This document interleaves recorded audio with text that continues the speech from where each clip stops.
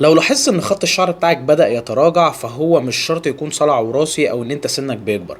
في مرض اسمه الفرونتال فايبروزنج الوبيشا، وده بيصيب معظم الستات اللي بتكون عدت سن المينوبوز، او حتى برضه بيجي لبعض الرجاله.